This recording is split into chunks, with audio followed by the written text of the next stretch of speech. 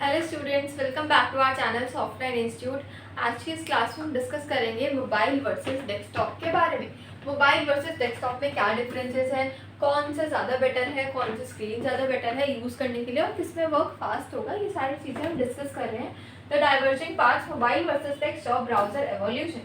Welcome to a deep dive into the fascinating world of browser evolution, especially focusing on the diverging yet interconnected parts of mobile and desktop browsing. We'll explore how these platforms have evolved, influenced by changing usages, trend, technological advancements, and the unique opportunities they present. ठीक है, तो यहाँ पर ये हमने एक introduction cover किया।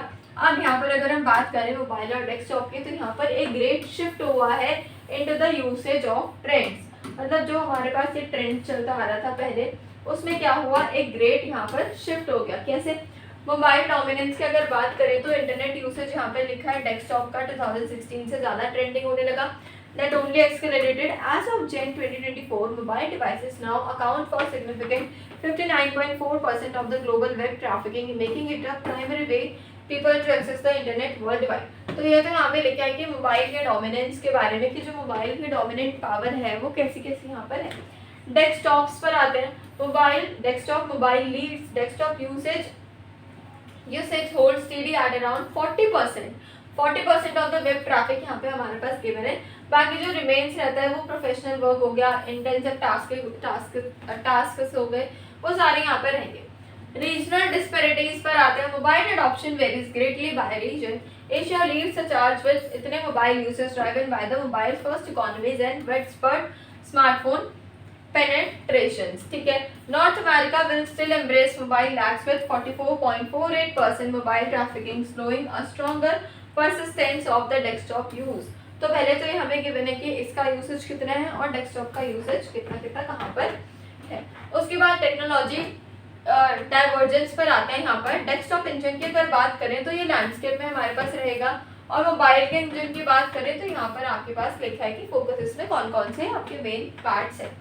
Desktop browser primarily rely on the powerful rendering engines like Chromium, Power, Chrome, Edge and many others. बहुत सारे और भी इसमें others होते हैं, जैसे कि Firefox हो गया, Safari हो गए।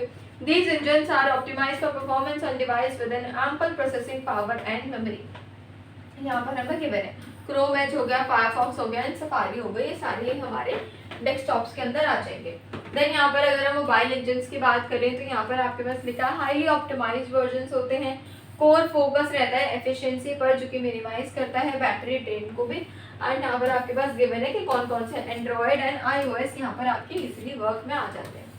UI एंड UX रेवोल्यूशन की अगर हम बात करें तो टच वर्सेस माउस में भी काफ़ी ज़्यादा चेंजेस हमें देखने को मिले।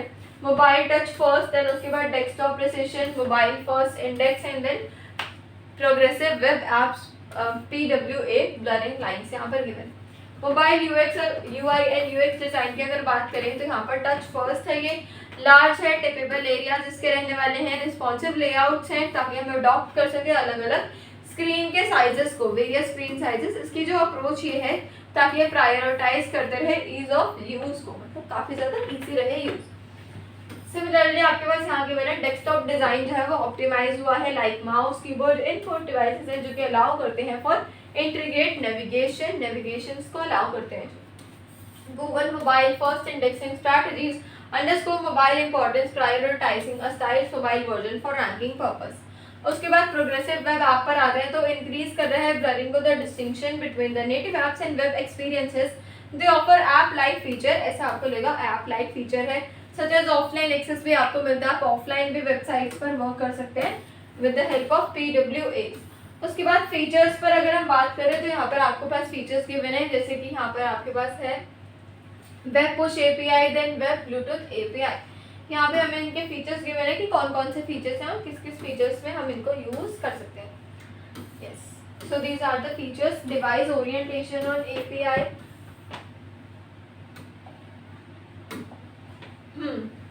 जियो लोकेशन API, उसके बाद web push API and web Bluetooth API। अगर हम यहाँ पर बात करें तो क्या है, प्रीसाइज लोकेशन बेस्ड सर्विस है, जैसे कि from interactive maps to local search result, transform कर रहे हैं यूजर के इंटरैक्ट को with their physical environment through the browser. फिर यहाँ पर आएंगे तो एंगेजमेंट के लिए क्या है, नोटिफिकेशंस गिवन है, user even when the browser is close.